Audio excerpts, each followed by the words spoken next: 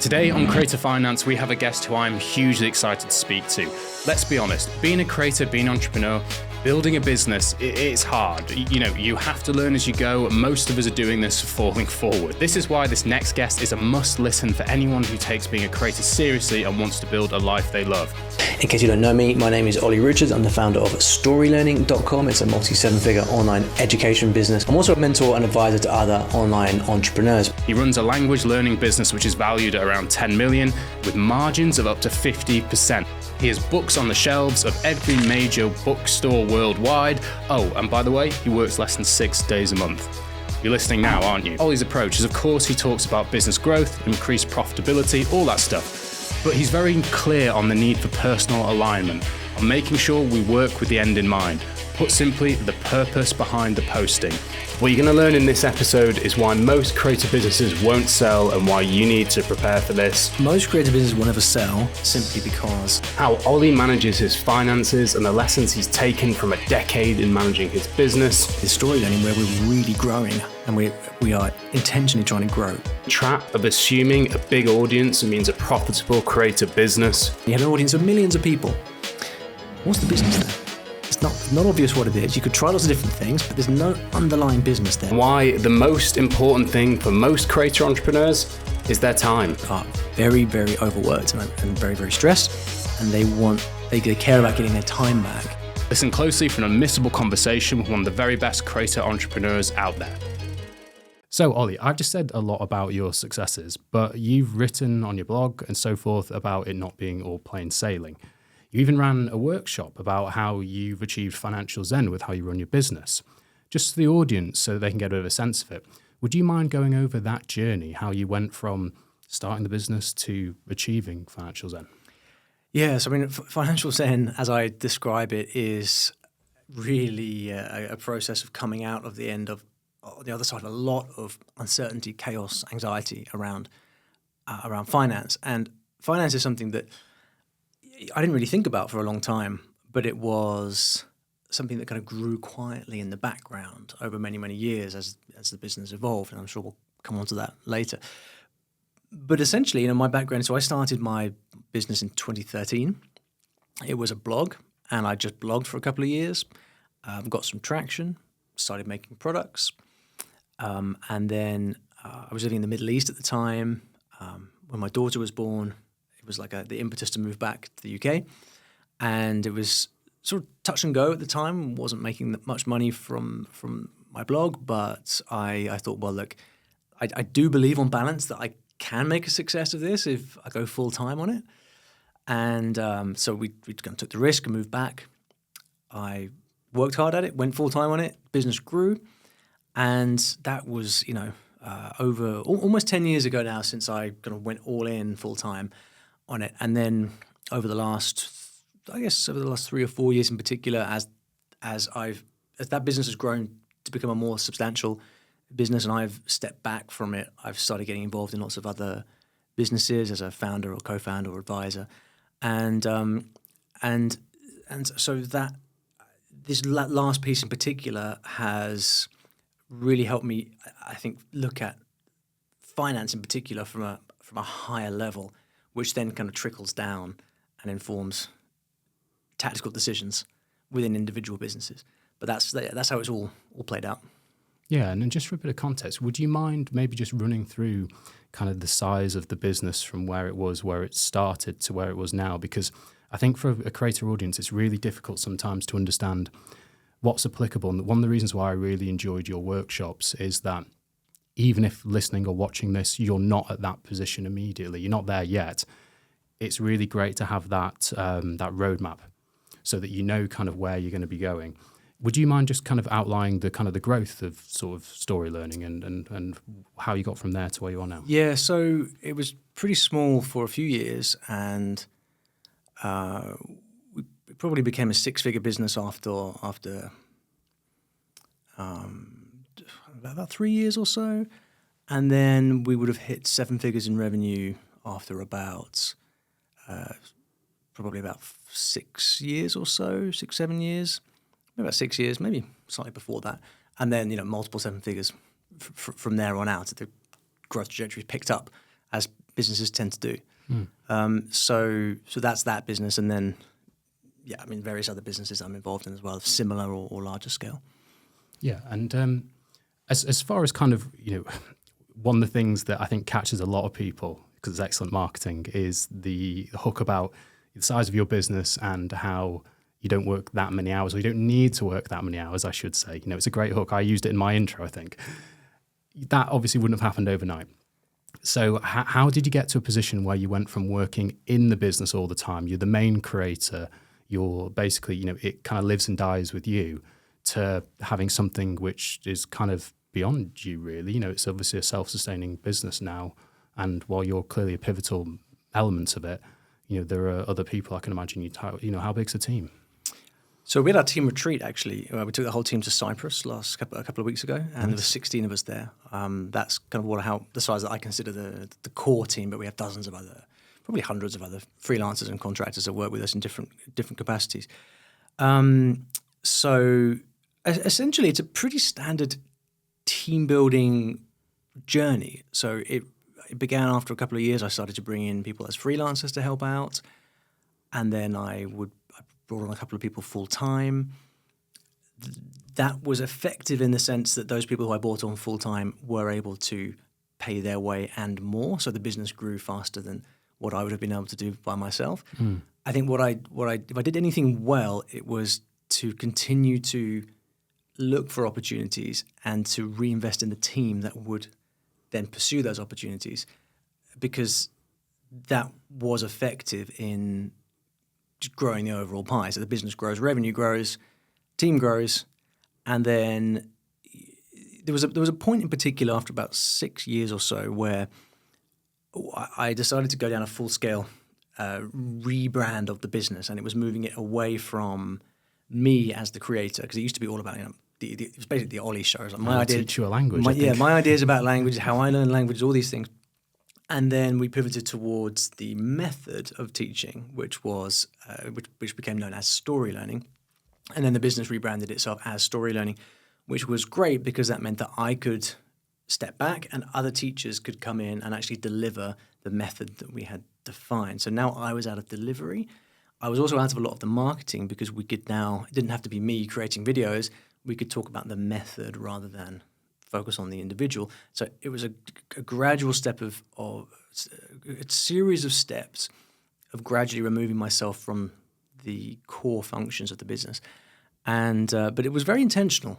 It was very, very intentional. And I think because we've managed to grow a pretty solid team culture as well. We've had people that have stuck around for years. I mean, we have many people that have been with the business for almost 10 years now. And so that kind of institutional knowledge is also very powerful, because it allows you to take lessons and learnings from a long time ago and use that to build the overall pie. So after I removed myself from a lot of the core functions of the business, my time went down from what used to be kind of working every waking hour and traveling a lot, down to I would hardly ever work a full day. I would, sometimes do a couple of hours a day, but I think I added it up and it came to about when I first wrote that thing on my personal brand website, it was about 6 days a month. I think it was actually more like 4, maybe like 8 half days or something like that. And it was really just working when I needed to. But when you move into a position of actually more of a CEO role than a creator role, it actually tends to be harmful to be too involved in the business, because you want to have people who you can empower to make decisions and to grow the team, to grow the business beyond the reach of any one individual. So you really don't want to meddle too much. So I think the team building we did was effective, and I was able to step back, which I was very happy to do. And then more recently, I've actually got more involved in the business again, because I've started to grow as a CEO, as a business owner, and I've started to see new opportunities that I'm excited about. So I'm actually working quite a bit at the moment, but it's by choice, right? Because I'm a sucker for opportunity. If I see one, if I see something, I want to go and grab it. Yeah. I think that's a sign of an entrepreneur that can't help themselves. Yeah, absolutely. It is, and I'll tell you something. Like, a lot of people I put that line on my website because it catches attention, and a lot of entrepreneurs are very, very overworked and very, very stressed, and they care about getting their time back a lot more than they care about making a bunch of extra money. So I put that on there because it's very appealing to people, and it's something that I have actually done. But I quickly realized when I got to that point, I spent a couple of years in that zone, and I have to say it wasn't a particularly happy place. Someone once said, a bored mind is a dangerous place, and I certainly found that to be true. I started doing a lot of new things. I took up flying, for example. I did a bunch of things that I thought were interesting, but at the end, I realized that I love business, I love entrepreneurship, and staying away from that didn't really make much sense to me. So I got more involved with story learning again. I've started up my personal brand project where I actually teach business, and a number of other things. So I think more than the point for me is not one of working yourself out of the business so you can just sit on a beach all day. The point is to have agency over your time and to be able to make decisions along the lines of what you want to do and how you want to spend your time. Yeah, that's a great answer. And there's something that you mentioned a minute ago, which I really want to kind of focus on, which is it comes back to margin, also to hiring, because one of the things in the online space I think is it's a bit of a scam, is that people often, they give the revenue figure and never the profit figure. They never talk margins. And you mentioned about kind of bringing on board more people. How practically did you do that in a way that maintained your margins, but also kept an alignment with the business you wanted to build? Well, when I first started bringing on people, I had no clue about margins. I mean, a lot of these things, everything I know about finance today, I've had to figure out through this kind of working my way through this kind of big veil of ignorance and understanding. Essentially, I would feel pain, not understand why I was feeling that pain, and then go and figure out why that was. So for example, I remember very clearly about 2018, I think it was. I remember talking to my business coach at the time and saying, he was like, "So how are you feeling?" I was like, "Oh man, I'm so stressed about finance." He said, "Well, what do you mean?" And I said, "Well, the business is growing, but I've got no idea where the money's coming from, but it's flowing out just as quickly. I've got no idea where it's going." And he said to me, "Well, you need to get your finance game together." So that's when I went out and put together a P&L for the first time. And I started to get people who would actually take the bookkeeping off my hands, so I could start to look at financial reports on a less frequent basis, but more of an overview. And that was when I finally got my head around the concept of margins and understanding from the margin that we had how much of that was taken up by team or versus other kinds of expenses. And only then did I have to start to make decisions like, well, what margin do I actually want? Okay, so here's the margin we have. I've figured it out for the first time after 5 or 6 years. What does that mean? Is it good? Is it bad? People ask all the time, what kind of margin should we be running as an online business? And my belief now is that creative businesses or online businesses in general should be running at least 30% margins because they have that kind of efficiency, net margins, because they have that kind of efficiency available to them. They don't have premises costs, they don't have physical good costs, all of those things. So if you're running a digital business at less than a 30% margin, I think you're under-optimized. But it turned out that because the business was fairly successful, we ended up with a much higher margin than that actually, which gave me the headroom to hire further and to have the space to do that. And then as time went on, got a bit more bullish with hiring and probably overhired at a certain point as well, which is again something that everyone goes through. And then from that point, it's really a constant dance of saying, well, am I in a stability mode at the moment where I'm trying to maintain margins and hiring for that because I have a certain target of profitability to aim for? Or are we in a space like we are actually right now with story learning where we're really growing and we are intentionally trying to grow in a strong way? And so I take the conscious decision to shrink our margins because it's for a higher purpose. I don't mind. This is actually a year where I've said I aim to make zero profit this year. Oh, really? Because I'm spending all of it, but that's intentional because I want a certain outcome, and I have the ability next year, should I choose, to reverse all of that and go back to setting margins somewhere that feels more comfortable. But the thing with digital businesses, especially when you have a traffic foundation that comes from content marketing, which is evergreen, you do have naturally very high margins. And so the equation for when it comes to margins and profitability, the consideration for digital businesses is not so much what is required here in order to fulfill. So, if you run a restaurant, you need staff, you need goods, and that will leave you with a certain margin cost at the end, right? You have all these variable costs. With a digital business, it's much more a question of what do I see coming down the track with the internet and the landscape in general, and how much am I willing to invest forward in order to maintain and grow the position that we have. So it's much more about forward growth than actual maintenance of the operations of the business. That's really interesting. It's kind of like an Amazon approach almost with that kind of thing. As far as sort of philosophically in relation to looking forward in relation to the expansion of the market and where your position is going to be in relation to that.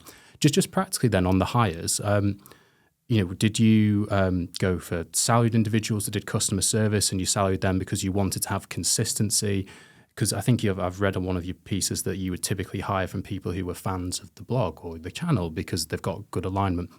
But did that also carry through when you're bringing on board people that are going to have more of a sales-orientated role, like maybe your accreditation part of the business? Did you have any difference there? How do you do the strategy there? It's a big mix. So, I have a big bias towards hiring from within my audience, and I think this is great for any online business that has an audience because, we can go down that route if you want to, but I think hiring from within your audience as you're growing as a fairly new business is a great path to go on. But but then it's horses for courses. Sometimes you need someone with an external skill set that you need to just kind of buy in, as it were. So then you might go and hire on LinkedIn or something. And similarly, we have sales functions which are purely commission based.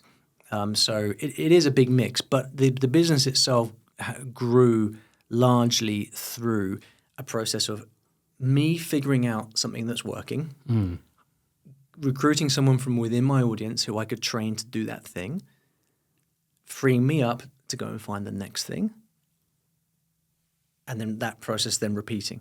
Right. So, for example, when I first started my blog, I was writing the blog posts. That was working. At a certain point in time, I would hire a blog editor who would come in and actually commission writers who would write content, and then she would edit the content and publish it on the blog. That maintains the thing that was working with the content. So that growth function there is now evergreen, it's ongoing, it's perpetual. So then I move on to starting a podcast. And then the podcast, actually I ended up doing myself the whole time. Didn't take much time. But I also started the YouTube channel. Right. Did YouTube for a while. And then once I got YouTube working, then I brought on a scriptwriter and a producer and thumbnail editors and things like that. So now my time on YouTube, I have a fairly big YouTube channel. My time commitment for that is about 30 minutes a week because I have the scripting and the production all taken care of. So now I have the blog fully resourced, the YouTube channel fully resourced, and this entire content generation machine is managed by other people. Wow. And so that's the way it's always been done. And so the advantage of doing things that way is that if you've figured out the system that makes something grow, you then don't need to hire someone with an external A-player skill set because you've already got the playbook, you've written the SOPs. So now all you need is someone who can come in who loves what you do, has a really great aptitude, and is just going to execute on the processes that you have designed yourself. So it allows you to build a business that's very stable from a staffing perspective because everyone who comes in really wants to be there and is happy to be part of the mission of what you're doing. Do you follow Daniel Priestley's stuff at all?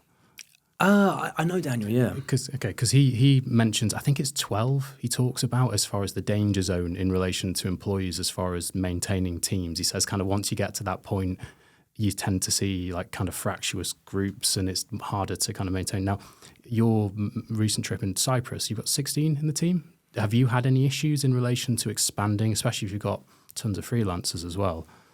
I don't recognise that number of 10 to 12, to be honest. I mean, the danger zone for employees, as far as I'm aware, tends to be around the kind of 40 to 70 range. Right. Because then you're big enough that you don't necessarily know everybody's name, but not big enough that you can have a full layer of line management to manage all those people. So a lot of people find they have to scale their way past the 70 employee mark. But it's very rare for creative businesses to get to that kind of scale. It's almost certainly not desirable. And by the time it does get to that scale, you're no longer a creative business. This is true. And actually, just on that, because I want to make this as valuable as possible, because I know you've got a ton of stuff that you're going to give as far as information, which is going to be incredibly useful to creators on the journey. And one of the things you've written about is creators, and this is something I've seen working from a few creators, as far as using the business like a personal bank account. So in your workshop, I think there's 3 sections, which is strategic, business, and personal. Am I right in saying that? The 3 sections? You've probably seen it more recently than I have, but that sounds about right, yeah. Okay, fine. Yeah. Why don't you just give me a bit of an overview on, you've got a creator, then maybe they've got 6 figures now in cash, it's growing, they've got a solid creator business, maybe it's a course, maybe it's channel revenue, whatever. What tend to be the pitfalls, and what do you tend to suggest in relation to business finance management? So to frame the issue, so I'm a creator, I want a new pair of shoes, it's an expensive pair of shoes, but I've got a bunch of money in the business account, so I think, well, that's my money, I earned it, right? So whip out the business card and buy the pair of shoes. Well, what's the problem with that? The problem is not so much what happened when you're at a small scale and you've got cash to play with. The problem comes later on when you actually want to grow the business and need to understand the mechanics of the business. So, for example, the reason that the amount of cash that you have in your business account lies is because that doesn't show you what's coming down the track. It doesn't show you the fact that you might have a bunch of payroll to make at the end of the month. It doesn't show you the fact that you might owe 50 grand in taxes next October. You probably have VAT to pay, sales tax, or any payroll, any number of things, a number of liabilities that you might have ongoing.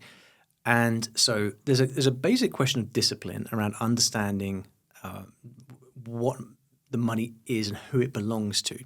So on a technical level, for example, if you sell digital products, well, in fact, if you sell anything in the UK and you collect that money with VAT on it, you technically do not own that money that comes from the VAT. That is the revenues money. You are just caretaking it, and then you will pass it through to them later. So it's literally the case that money is not yours, and so to spend it is to essentially illegally spend money. Now that's a technicality, but it shows more broadly that what you really want to understand is what money is yours personally, and separate that from what's in the business. And of course, every time you take money out of the business account, then you will owe taxes on that personally as well. But you can account for all that. So it's a good technique to, every time you take money out of the business, to immediately take another 38.5% and put that in a separate account, because you're going to have to pay tax on that later, and you can take care of all of that. So the issue starts to come later when you want to answer questions like, well, how can I grow my business? Can I afford to hire somebody? Can I afford to hire 2 or 3 people? Can I afford to reinvest in this thing or the other? And eventually you start to have to make projections. And so you have to start to say, well, this is the amount of revenue that I think I'm going to make next year in the business. And look, after paying myself, I've got 100K in profit. Great. So with that, I could go and hire a really good marketing manager to come in and run my marketing. But in order to do that, you have to be able to look forward and see what you're gonna spend. Yeah. Now, if you are treating your bank account, your business bank account, like your personal account, ATM, like an ATM, then you actually have no visibility into what you're going to spend, because you could just decide to go on holiday and take money out and et cetera, et cetera. And then so then you're in a place where you want to start talking about margins. You mentioned margins earlier. And let's say that you want to maintain a 30% margin in your business. Well, if you want to keep a certain margin in your business and you want that to roll forward for a number of years, maybe you want to even think about selling your business, and it's going to be based on on the amount of margin you have. Well, then, if you're going to know, in order to know what that is, then you have to know what you're going to take personally. So for all of these reasons, it's basically good discipline to decide how much you're going to pay yourself in the business. And you can take that in a combination of salary and dividends. That doesn't matter so much. But what's important is that you know how much you're going to pay yourself in the business and that you pay yourself consistently. Because at the end of the day, that allows you to look at your accounts and understand what you actually have on your hands and make good strategic decisions. Yeah, I really like that. And one of the things that I liked about your workshop is that my finance channel is called Principles Personal Finance. And it's basically, I took that because in finance, having a set of principles is really key. And if you talk about trying to be in a position where you achieve financial zen, or basically put really simply, money isn't stressing you out and causing you a nightmare, you need to have a structure of thinking. So like what you were saying, just as far as the position withholding tax as if it isn't your money, that might not be 100% technically true, but it's a fantastic principle and one that can simplify your life and remove so much anxiety if you take that consideration. I've always said to clients, ultimately, if you're dealing with anything with HMRC, it's good to think on the basis that with anything with the tax man, unlike anything else in English, you're guilty until proven innocent, until the other way around. If the tax man comes knocking on the door, this is true, you've got to prove your innocence effectively. So that's what I really like about what you were saying just in relation to structure as far as setting up the business finances so that they are more consistent. If you were to advise a kind of creator who's starting, maybe they're earning a couple of 100,000, they're doing really well. How do they, manage that fixed drawing position, as in drawing a fixed amount monthly or yearly, without being victim to lifestyle creep? Yeah, and lifestyle creep is the main danger. And you see this across the board with entrepreneurs. You start making some money, then suddenly you've got a nicer car, and then, we really need a slightly bigger house. And so before you know it, you're withdrawing all of this money, you're buying these things, and now you've got a $1,000 a month car payment, you've got a $5,000 a month mortgage, and now your family's got used to business class flights, and you can't row back on that. So lifestyle creep happens to everybody. And so one of the main things that it's just good for people to be aware of as they're growing is, as far as possible, just keep your lifestyle where it is. Because although it's going to be difficult to control that, and you're going to be battling ego, temptation and stuff all the way, when your business starts to grow and you're carrying higher costs and you get to, maybe you hit a period of volatility, the one thing that's going to stress you out more than anything is all these personal obligations that you now have for stuff that you're going to, when the shit hits the fan and you realize that you bought a house that was too expensive and your mortgage is too big, you're going to kick yourself for doing that, because you're going to say, hey, if I had just stayed, kept things a little bit more modest, I'd have so much more breathing room now. So the point of this is not to say that you shouldn't buy nice stuff or do nice things. It's just to understand that when times are good, it's very easy to spend money. Correct. But my experience has been that I would much rather avoid times being bad, or I'd much rather have more headroom when times are bad than the peace of mind when times are bad. For me personally, is a lot more valuable than that little bit of extra enjoyment when times are good. And you have to, you can't generally have one without the other. Moderation is typically key.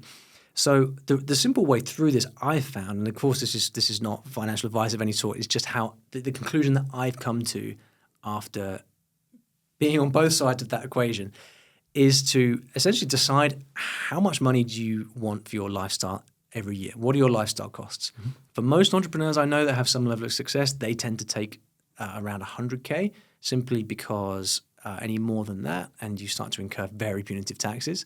So if you're married, you and your partner can, assuming that they're a shareholder in the company, can take 100K each of dividends, and so that's 200K for a family. From the people that I know, that's pretty common. It's not a lavish lifestyle, but it's a very comfortable one.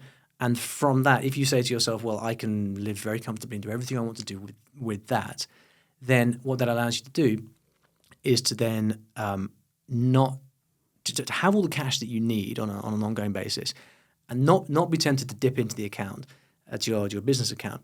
And then that gives you the freedom then periodically, once a quarter, once a year, to sit down and look at a very clean set of accounts and say, this is my business.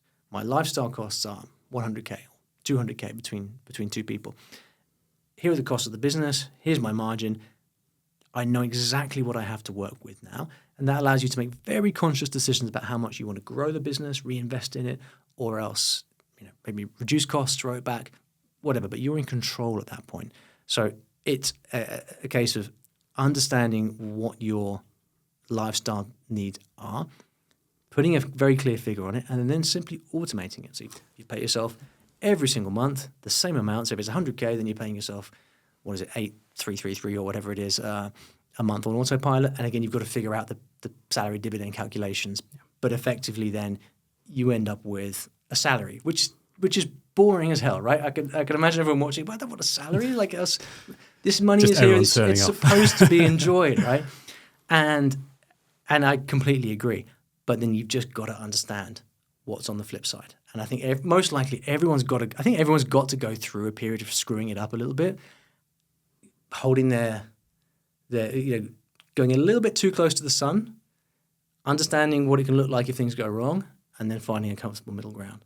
I think you probably have to go through that to a certain extent in order to believe this. But like I say, having flown a bit too close to the sun at times, and also maybe a bit too far away, that's where I come down.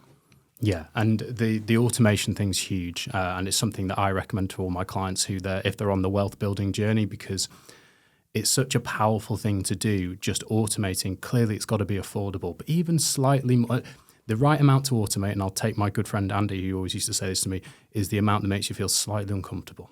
And but the great thing about automating and having things set up is you're removing the friction, because at the end of the day, in order to be a good creator, and I know this because I was a professional musician, and one of the hardest times I remember ever having creatively is the time where the music suffered the absolute most, coincided with when we completely ran out of money. Now, we weren't very good to begin with, but I don't think you can create well when you've not got a clear head. I just think it's impossible. And it causes such stress. Money is just, it's just a tool to achieve the life you want at the end of the day. But if you don't have it, it really will kick you, and it will constantly kind of give you a sense of anxiety. So one of the big things I say, and on the Creative Finance Masterclass, I say, ultimately, you can only do your best work if you have a position of financial security. There's just no two ways about it. If you are enjoying this episode and you'd like to find out more about how to go from being a creator to financially independent, then please sign up to my Creative Finance Masterclass. It's a 4-day, completely free email course on the key lessons on what real wealth is, how to build it and maintain it. So you can either check out the description here to sign up, or go to www.creativefinance.co.uk. Thanks. So Ollie, one of the things that you mentioned in your workshop that I just want to bring up very quickly is in relation to currency exchange. And I think because a lot of creators currently, make transactions in dollars, I think a lot of people are potentially getting stung. Now, you are probably going to mention a provider. I've got to be very clear, this isn't a personal recommendation to use the provider. I am regulated, I do have to say that. But would you mind just very briefly going over what you found? Yeah, so to state the problem, in my case, I'll talk from my own experience. I'm a UK-based company that sells in a US dollar currency, and a lot of creators have this issue. The problem that often occurs is that I sell something for, say, $100 US. That money then gets converted to British pounds, and there'll be a currency transaction fee and a punitive exchange rate applied to that. So let's say that $100 now is $96 by the time it hits my bank account. That's converted into pounds. Now I have staff in the US who I have to pay at the end of the month. So I have to then take those British pounds that are in my bank account, transfer it back to US dollars, and send it off to them. So that what was $100 that is now 96 in my bank account is now $92 by the time. So I've lost $8 for no other reason than currency conversion rates. And those particular ratios are made up, but it's ballpark, right? And so it's one of the things that it's the way you've always done it, and so you never question it, and it seems like a small amount when you see those little percentage fees. So one of the the way that we've ended up solving that is very simply by using an online. It's not actually a bank. There are a number of these. There are these providers like Revolut, like OLLY'S. There's a number of these. I think technically they're financial institutions, but they essentially manage worldwide currency. They remit currencies across the world, and so what we do is when we receive US dollar payments, that money lands in our case it's OLLY'S. We then use that as an OPEX account to pay our US dollar expenses back. So someone pays us in dollars, we hold dollars, we pay our staff in dollars, and it never gets converted to British pounds, which means we sidestep all of those currency conversion fees that we would otherwise pay. And so there are many opportunities like that, many optimizations like that, which seem small on the face of it, but when you start to do larger amounts of revenue, actually really add up. Yeah, and I believe you brought on board a financial assistant. Would you just very quickly overview what they do and how they allow you to take a step back from the business as far as financial management? Yeah, absolutely. So, wind the clock back a few years, I was doing all aspects of invoicing myself, which everyone does at the beginning, right? So you hire a freelancer, they invoice you on a Monday, they then want paying by the Friday. So I would receive all the invoices into my inbox. Because I'm not very good with email, I'd often forget about them. And then a couple of weeks later, I would get hassled and I'd have to go and look at the invoice, prepare it all up and send it off, and then send the invoice to my bookkeeper. But then I would forget to do it, so she would call me at the end of the month. Where's the invoice 324 from whatever day it was? And then I'd have to spend half an hour searching for it in my email. And that's for one invoice. And on top of that, we've got a bunch of receipts and other people invoicing. I think everyone starts like this because at the beginning it's only a couple of invoices you have to deal with, but then it starts to become hundreds and hundreds over the course of a month. And so one of the things that is it's a function like that adds zero value to the business. This is what's important to understand. There are things you can do like writing a blog post that adds value to the business. For you to receive an invoice, prepare it, pay it, it has to be done, but it adds zero value to the business. So this fits into the category of one of those things that's very important to outsource. So I ended up hiring a financial assistant role to actually oversee all aspects of that. So the process was, what we actually did was create a brand new email address, which was business at, and then the domain. So you can do this for your own business. If you're waterbottle.com, business at waterbottle.com. And then for all of your SaaS product, all of your software, all of your invoices, give everybody that same email address, which means that all of the invoices bypass you completely and land in this one dedicated inbox. Sounds like a small thing, changes your life when you get hundreds of invoices every month. Financial assistant can then come in and process all of those. So they can actually prepare the payments, make the payments, liaise with the bookkeeper when they have questions. And the obvious objection to that is, well, hang on, I don't want some person I've just hired to have access to my bank account. What you do is you make it so that on most good banks, you actually have an assistant role that you can set up. So what this person can do is they can prepare payments, and then you can just go in and tap a few buttons and authorize it quickly. So you still have oversight over everything, but don't actually have to do any of the legwork. And in my case, that saved me more than 10 hours a week at a certain point because I was spending so much time doing it. So that's step one of the evolution of getting all the kind of day-to-day finance stuff off your plate. We just talked a second ago in relation to kind of managing finances, and one of the things maybe we didn't kind of make clear for the audience is the difference between business and personal finances, and that was basically, it was kind of implied in relation to the fixed drawing, but ultimately you've got your creator business and you've got your personal wealth. And one of the things you mentioned on the workshop that I really enjoyed was the fact that there was a clear distinction, and I think what it all boils down to is something you put in your blog post about most creative businesses will never sell. Why is that the case? Most creative businesses will never sell simply because the main driver of all of the traffic is the creator. So if you then sell the business, presumably you don't transfer with the business. You go off and sit on the beach and drink martinis. So then how does the new owner maintain that traffic? They can't. So the only way typically for a creative business to sell is to transition from a personal brand to a more branded methodology or system where other people can actually deliver the product and the marketing. Is that what you're trying to do with story learning? That's exactly what we're trying to do with story. Yeah, I mean, to a certain extent, we've done. I mean, I still do certain elements of it. I still do YouTube because I enjoy it, to be honest, and it's fairly easy for me. But in terms of all the rest of the marketing, from funnel building, email marketing, all those things, that's not something that I'm involved in anymore. Although I dip my toe in from time to time, but yeah, I mean, it's for anything to. It's not just in the event of a sale this matters, but it's also in the event of scaling, because if you want to scale a company, you have to make sure that all the processes and systems you have are set up to scale. Because if not, then as soon as you try to scale, you just burn everything down because the systems won't scale with the growth.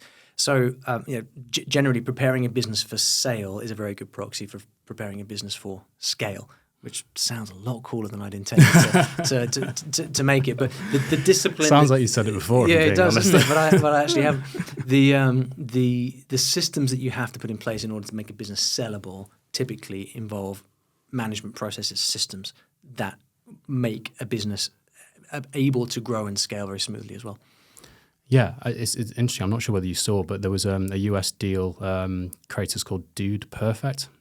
Me neither. I don't know them, but they do like trick shots. They're huge, and they've had just currently a big injection of private equity money. I think and it's sizable. It's in the hundreds of millions, I think. Yeah, there are. So throughout the creator economy, and the same has always been true for before the creator economy was even a word. You had famous bloggers right back in the day. Really, 2005, you had famous bloggers. And then, 2010, around that time, you get the people who are kind of household names today, from Tim Ferriss to Nomadic Matt, Ramit Sethi, guys like this. There are always people at the top of the tree who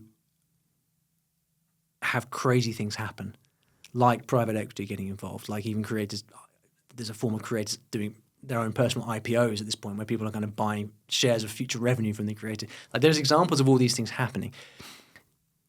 It's a form of survivorship bias, which is dangerous to model and to take inspiration from, because typically you are not going to be able to do what they're doing. So people at the top, they have laws unto themselves, and it's fantastic to watch, and it's potentially a signal for things to come in the future of the creator economy.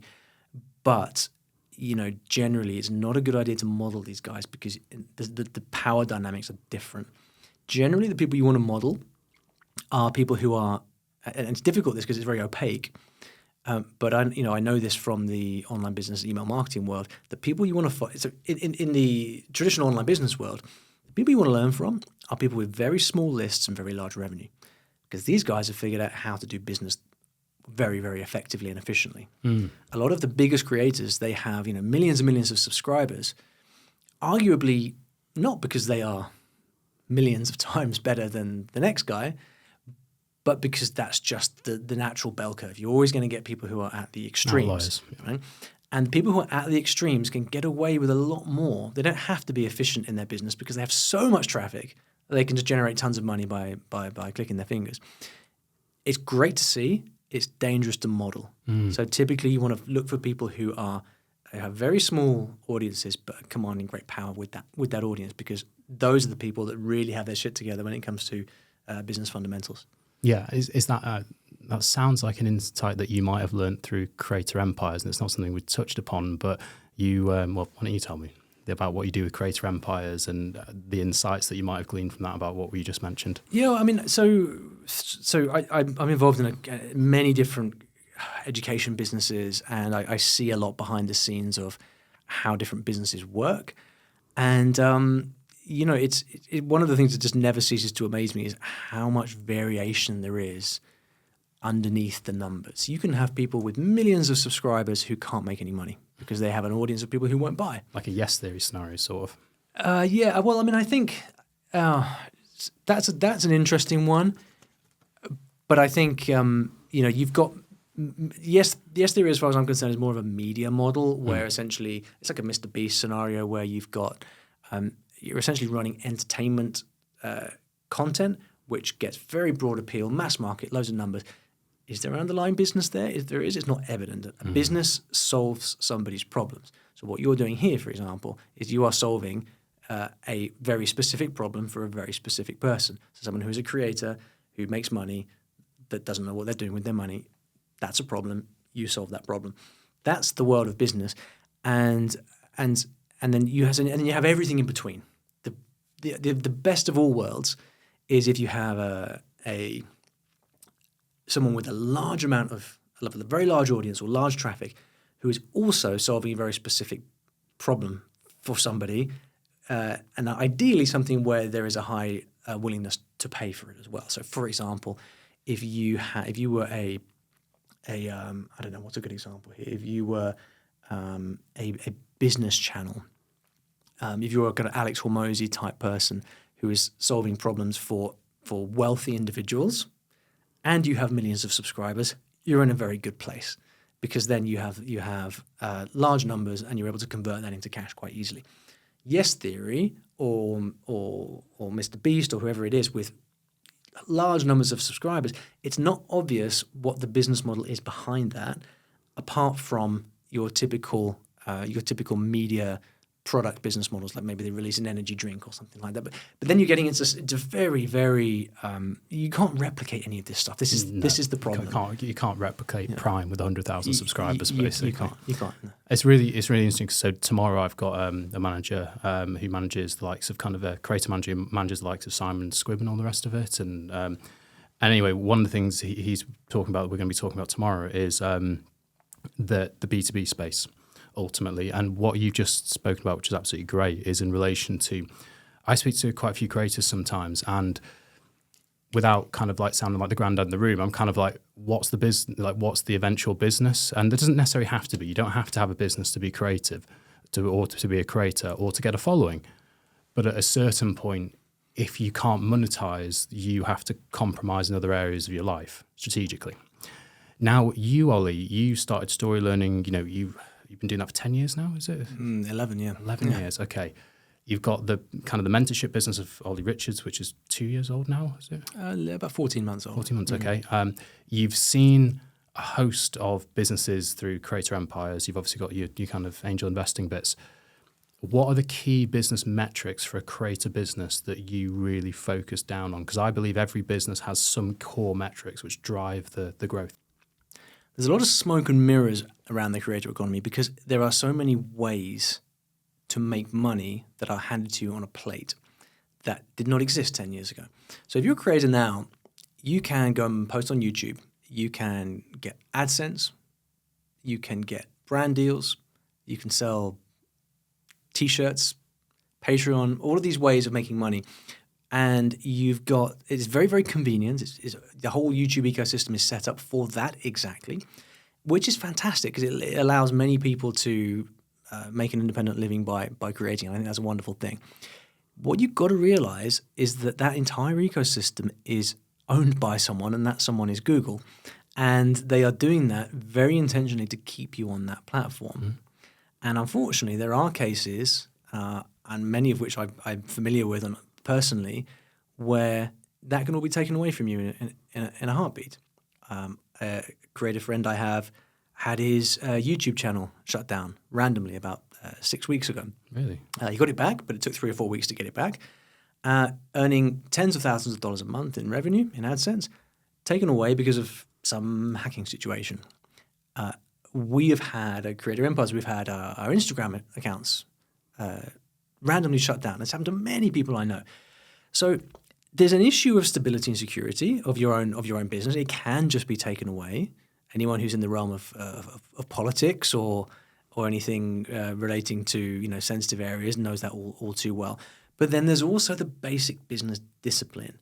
And unfortunately, when there are so many easy ways to make money through brand sponsorships, AdSense, and all of this, for a creator who gets some nice traction and has some success, they can be earning a lot of money with that stuff which is fantastic, but they're not actually learning any of the fundamentals of building a business. And if it, so, I like to make this distinction between a creator business and an actual business, because they are not the same thing. A creator business is essentially someone who is good at getting eyeballs, and thanks to the YouTube ecosystem, can make money from that.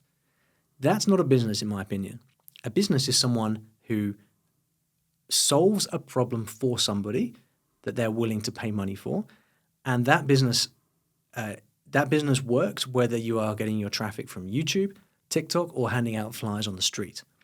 The fundamentals of the business are the same.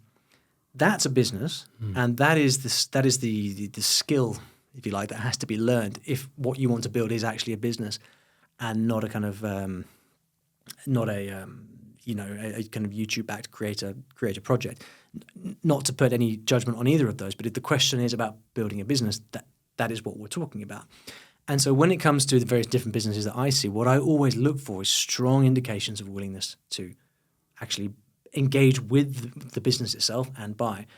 So, for example, if I'm talking to a YouTuber, can they effectively generate email leads from their YouTube business? Can we see a consistent flow of email leads coming in? Do those leads then actually open and read the emails?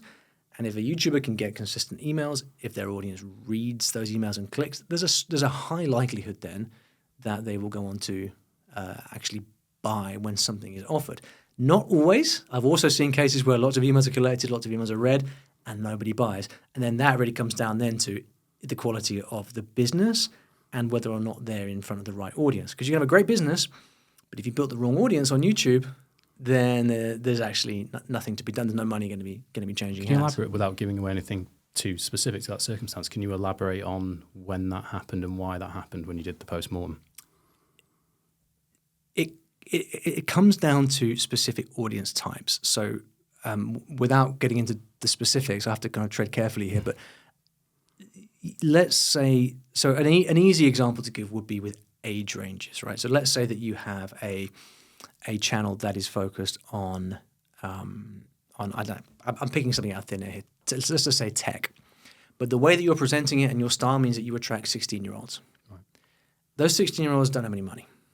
So if you then want to go and buy something, sell something to them, I guess they could go and ask their parents, but it's going to be a very different story than if you built an audience of, say, 40-something people who are consuming tech content. So there's the age, demographic, purchasing power question. But there's also different cultural things. So, like, for example, if you have an audience that is based in Asia, for example, they are typically less used to getting out their credit card and actually buying something. In China, for example, you only buy stuff in one place, which is on WeChat, which is the kind of the WhatsApp of China that has payments fully. Are you on WeChat in China, Ollie? We see story learning. I'm actually not. It's not. I've been propositioned many times to do it, but it's not something we've gone into. And so if you wanted to sell to that audience, then you have to know how they like to, or what their habits are as well. They typically, I'm generalizing here, they would be far less likely to log on to a website and buy something on a website. They might be more inclined to pay for an app, though, because they're very digitally native, glued to their smartphones, even more than others. But they wouldn't pay for it on a credit card. They would use WeChat to pay for something. But to pick a completely different example, let's say that you had a channel that does animated graphic, like animated tales of history. For example, you're telling the story of things from history, and you had an audience of millions of people. What's the business there? It's not obvious what it is. You could try lots of different things, but there's no underlying business there. So all of these different elements have to come together in order to make something that works. And so the formula, whether you are on YouTube or whether you're standing on a street corner, the formula is you need to have something that you are good at, and you need to reach people who have a problem that you can solve and who are willing to pay for that thing. And if you get those pieces right, that's the foundation of business. And if you get that right, you don't have to be stuck on YouTube. You can go and do it in many different ways. Yeah, that's great. And one of the things I always find with your content, Ollie, so I really like it, is that, you started as a professional musician. Yeah. It's the kind of, so you had a similar start to me. You then teach. You then teaching, didn't you, for a period? I taught. So I started as a professional musician. I kind of started falling out of love with that. Ended up teaching. It was jazz, wasn't it? It was jazz. Yeah. That didn't really work out how I wanted. So I ended up teaching music, which I didn't want to do. So then I ended up retraining to be an English teacher. And then I was 9 years old. Moved out to Japan to teach English and sort of started again. Right. Yeah. And then came back to London, launched Story Learning, and all the rest of it. So to be where you are, obviously now with the successes of Story Learning and also with the various businesses you're involved in, that must have been a hell of a learning curve. And one of the things I think people do is chronically underinvest in themselves. Yeah. Like, to get where you are now, you must have heavily invested in the business and the knowledge of Ollie to even just be able to run a workshop on financial management for business or hiring or all the rest of it. Yeah. How does your investment into yourself, give me some good and bad examples. How does it compare to the investments you've made in the business context?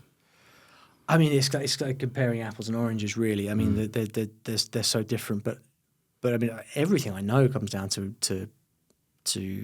Well, I mean, I'll tell you a story. When I 2015, I'd quit my job in the Middle East. The blog was a couple of years old. I moved back to the UK, little baby. Was making a couple of grand a month through the blog. It was not really enough for London with a family. No. It was touch and go. And then the decision I made at that exact point, which is obviously completely rational, was to invest $25,000 in a high-level mastermind in the US. It was Russell Brunson's Inner Circle in the US. And, looking back on it, it's pure insanity. But there was something about that moment where it's like, look, if I'm going to do this, I'm going to do this properly. And I remember saying to myself at the time, if I fail, it's not going to be for lack of knowledge. It's not going to be because I didn't know how to make it work. Or to flip it around the other way, I know that all around me, I can see everywhere examples of people succeeding. So in theory, all I need to do is know what they know, and I will be well equipped to be successful like them. So I asked myself, what is the best way for me to get access to what they know? And then this opportunity came up to join Russell's Inner Circle. And I said, well, look, if I do this, I mean, it's all the money I have and then some. But I'm going to be in a room with a whole bunch of very successful people. And surely, if I'm going to succeed, that's the sort of thing I have to be doing. So I went and I spent a year traveling to Boise, Idaho, back and forth, like 3 or 4 times. And it was an absolute baptism of fire. I was by far the dumbest person in the room. There was maybe one person, but I was a kid in a room full of adults. And my business did not transform during that year, but the reason was I didn't have the wraparound skill set needed to run a business. You've got to be good at many things to run a business. I didn't have those skills yet. Those skills came over the next few years, but it was the stuff that I learned during that year that then I ended up deploying over the years to come that ended up making the business successful over time and helping it to grow.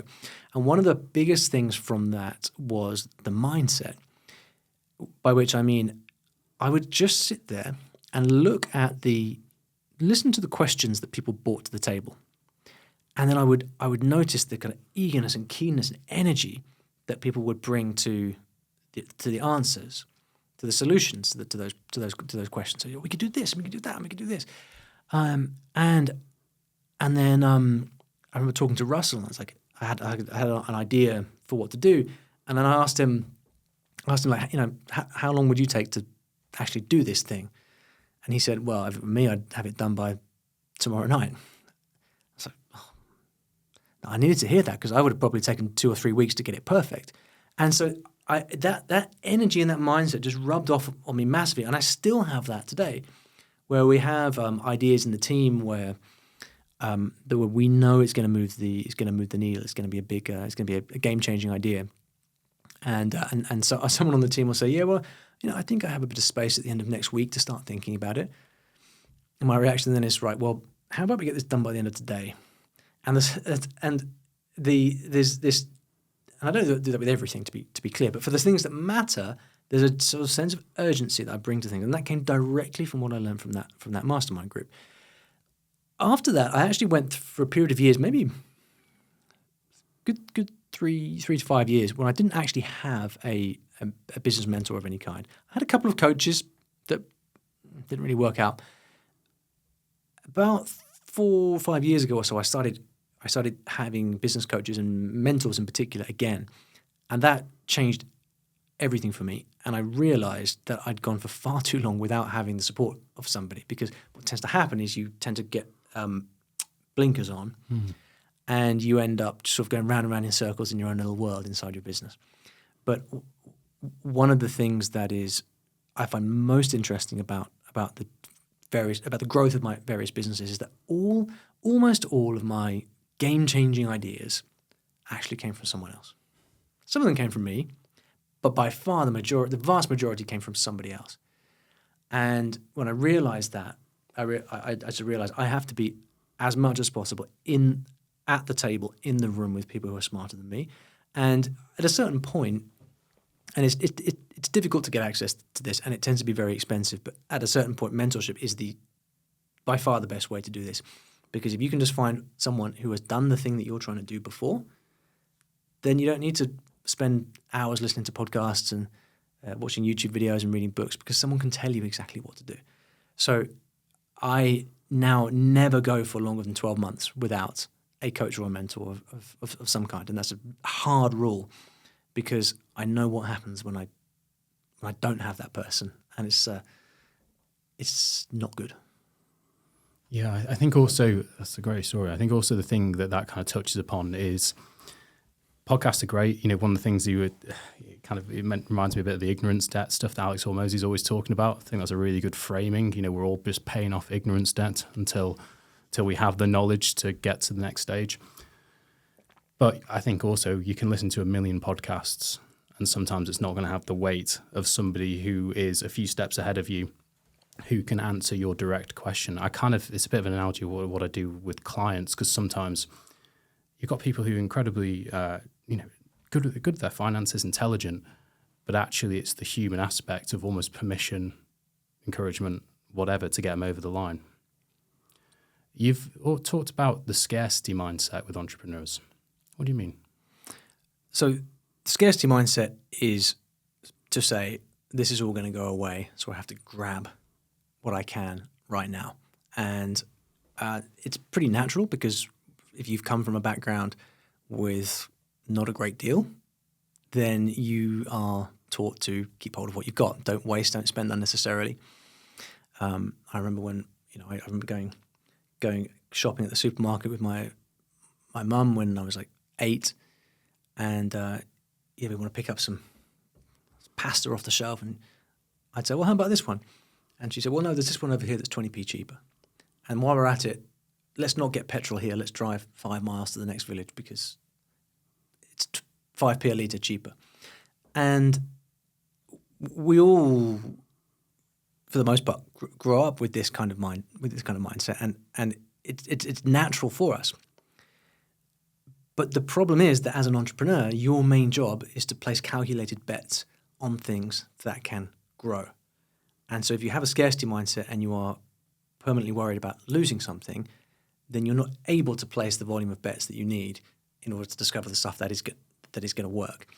And so getting comfortable with, you have to be able to lose money and to have things go wrong without getting discouraged or afraid, because you can't be an entrepreneur and have that happening. Yeah, I think that's the challenge, isn't it? It's the challenge with any business.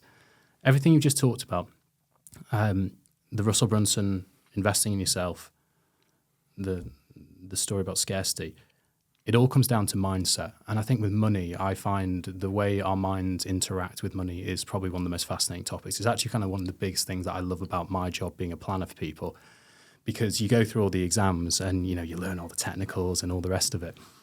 And there's a really funny jump that all professional planners know about where they go, oh yeah, by the way, all that stuff you learned in the book, throw it out the window because you're about to come across human beings. Yeah. Who don't do the things that who don't do anything that, you know, that they don't say. And, you know, it's just very, very different. And the job of a good planner is sometimes to try and look between what wasn't necessarily said in a statement and what they mean, because you've almost got to unpack, you know, a history with money, the emotiveness, the aspect of it. You know, money is a story we tell ourselves at the end of the day, ultimately. Yeah. And we're so wrapped up in it. You've spoken previously about the arrival fallacy.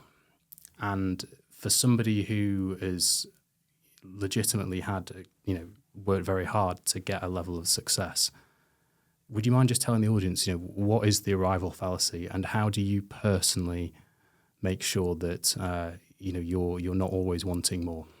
Comes from the story that you tell yourself, which is when this, then that. And it's the idea that when you, to put it simply, this is at least the way that well, I was going to say it relating to money as, you know, when I have X amount of money, then I will be able to chill out and relax because I'll be okay.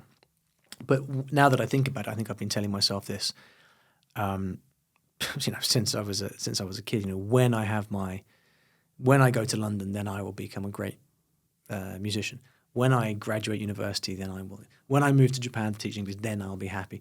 I think a lot of us have this kind of this idea that when we think about future ideas and goals that we want to achieve, and the reason that we want to achieve them is because we think it's going to give us some kind of benefit, and therefore we think that when we have that benefit, it will solve a particular problem in our lives.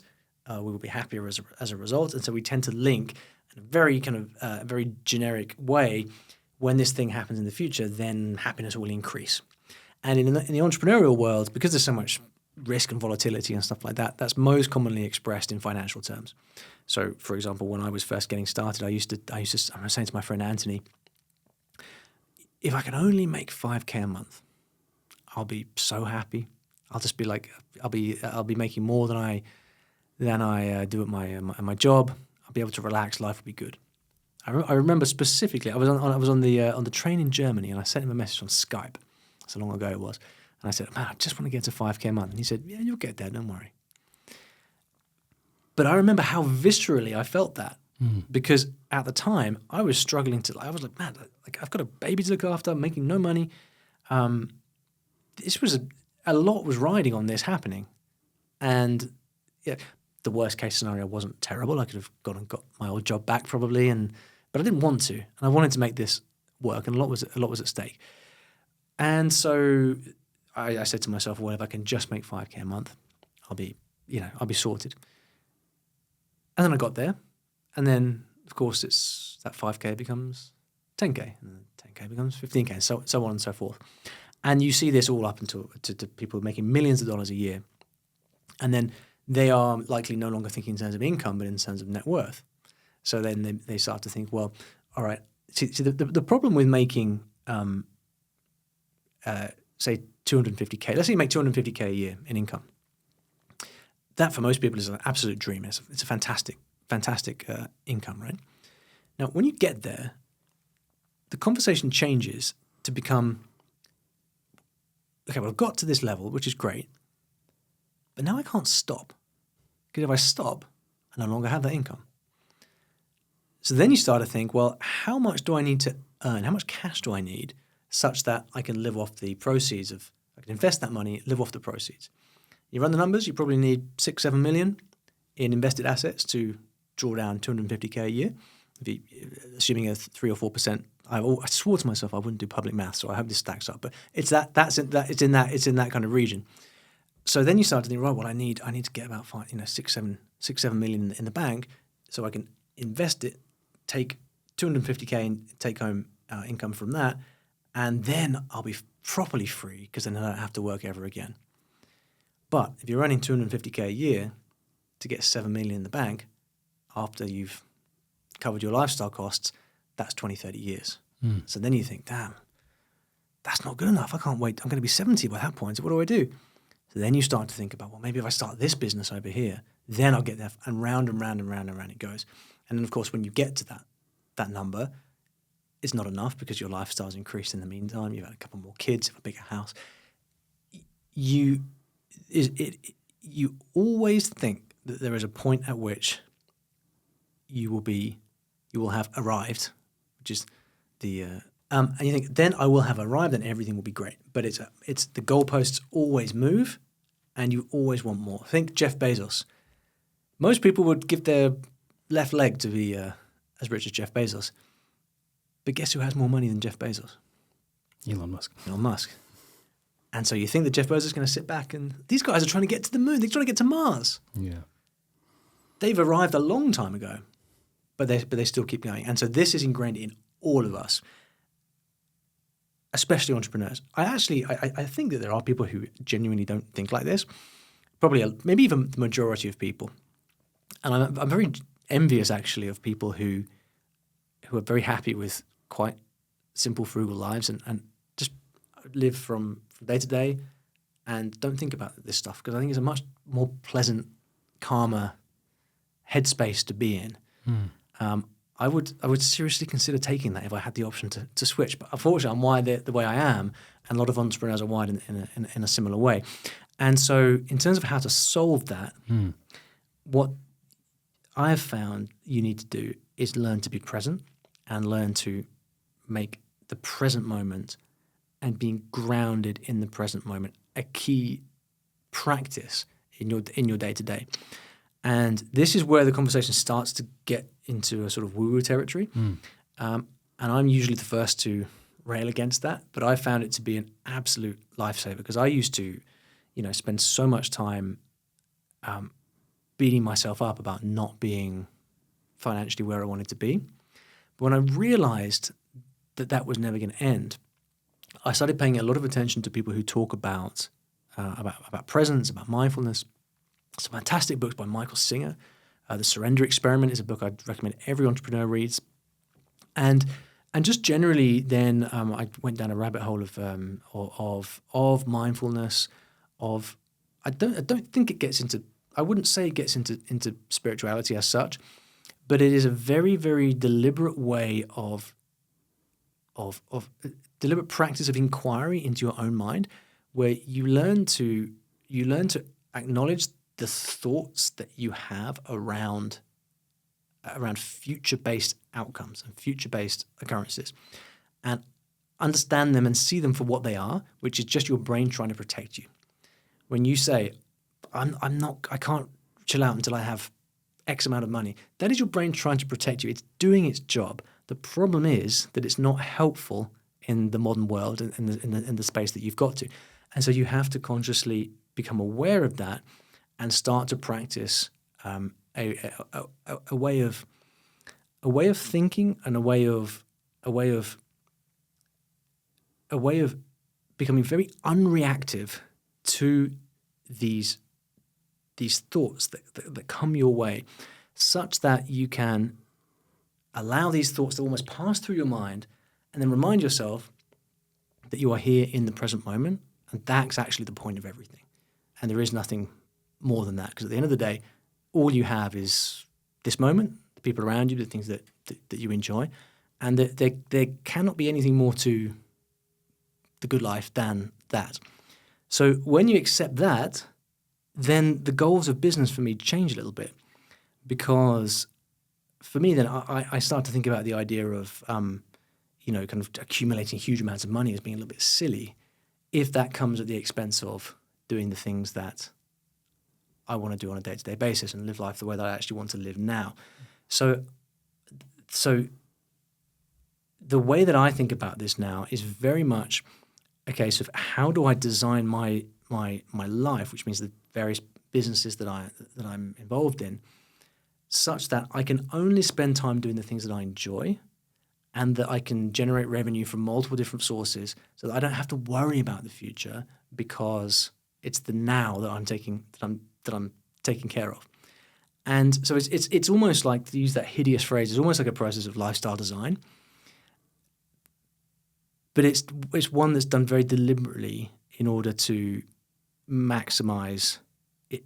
I don't like these words, maximize, optimize. I don't think they're helpful, but it's a very deliberate way of making sure that I can live today and in the present moment, not for some future event. And I get very frustrated when especially in the Twitter sphere and in various entrepreneurship circles, that people talk like the only game in town is building a massive business and selling it for tens of millions, and ignoring the fact that most businesses fail and most businesses never sell. And there's this whole thing like the only way you can be successful is with some huge future exit. Now, to be fair, that's not a conversation that happens much in the creator economy, because the creator economy is different. Very but VC dominant that. Exactly, but in most business contexts, there is this unspoken. It's not even unspoken.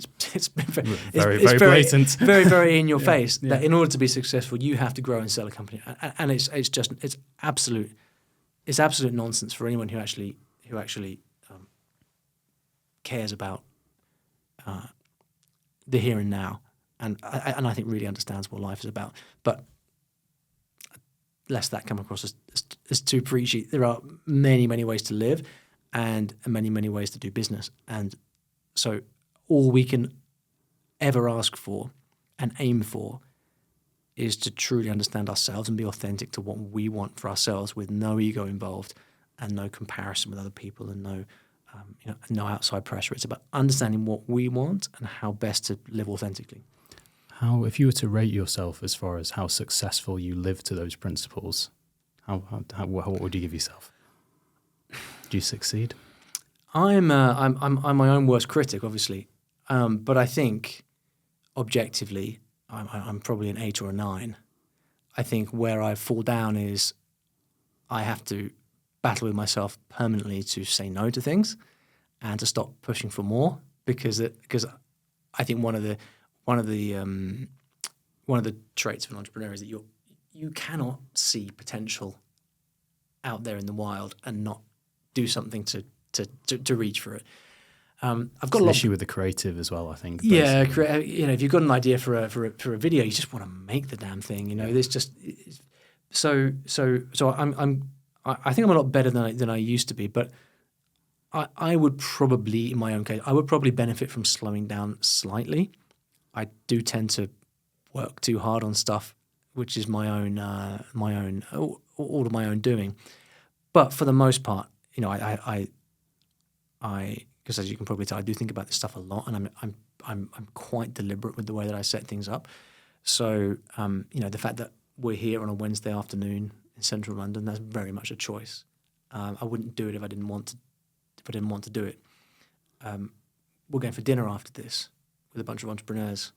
That's going to be a lot of fun. All these things are deliberate choices, and I think for the most part, I'm quite good at sticking to that. Quick fire round, and then we'll wrap up with the final question. More money than Sensei. Gonna add an effect in post. What do creators, in your view, answer less than 20 seconds, what do creators chronically underinvest and overinvest in? Creators chronically underinvest in their own education, learning how to do things properly from people who have already done it, and overinvest, I think, it's not going to go down, making stuff look nice. Good answer. Who do you look up to in the creator economy? I look up to people who manage to get crazy traction on very simple topics with very low production, doing nothing but talking to the camera. Our mutual friend Damien from Damien Talks Money he's someone who's got such a unique, compelling, engaging personality and voice in what he does. I watch all of his videos. I don't want to know if I'm ready to retire by the time I'm 60 or whatever it is he talks. I love the videos, and I really appreciate the artistry. So I'm watching people who have this artistry just dialed in. Yeah, he's a real talent, isn't he? Also, what do you think is the big trend that's going to change the creator economy in the next 3 to 5 years? So I don't really consider myself an expert in creator trends, but I think it's quite clear that those people who learn to use AI effectively and use it to enhance their businesses are going to be able to produce a lot more using a lot less, and I think that's quite exciting. Great. So let's say you've got a creator who's listening to this or watching this. They're incredibly excited about hearing about everything that you've been doing. They want to know more about Ollie Richards. Now, I'm going to make a personal recommendation. You need to turn this off and you need to listen to your case study, or read your case study, I should say. I've read it about 2-3 times. I think it's incredible. I think even if you're not wanting to get to the scale that Ollie is, I think just knowing upfront from someone who's been there and done that, I think it's an incredible resource. It's one of the best I've seen. I couldn't believe it was free. The workshops are excellent as well. Ollie, anywhere else? Yeah, no, I mean, so the case study you mentioned, it's 118 odd pages. I basically break down how the whole of my business works, from marketing to sales to content to team, even some stuff on lifestyle that people seem to particularly like for some reason. Yeah, it's all free. You can find it at ollyrichards.co. So go and check that out. And I've also got a YouTube channel, which maybe you can link to in the description. I'll link it. Great. Thank you so much for being a part of this, Ollie. Real pleasure. Anyway, finally, I just wanted to say that as a regulated individual, it's only right that I'm straight talking with my audience. I want to give you the tools to educate yourself about how to manage your personal finances and become financially free. That said, it's important to know that anything through this channel and content is educational and informational only. It is never to be seen as specific financial advice to you. I don't know your unique circumstances, so any generalizations mentioned may not be right for you. Views stated on this podcast and elsewhere are individual. If investing is mentioned, with investing your capital is at risk, past performance is no guarantee of future results, so if you are making any key financial decisions, please do seek professional advice catered to you. Thanks so much for watching and listening.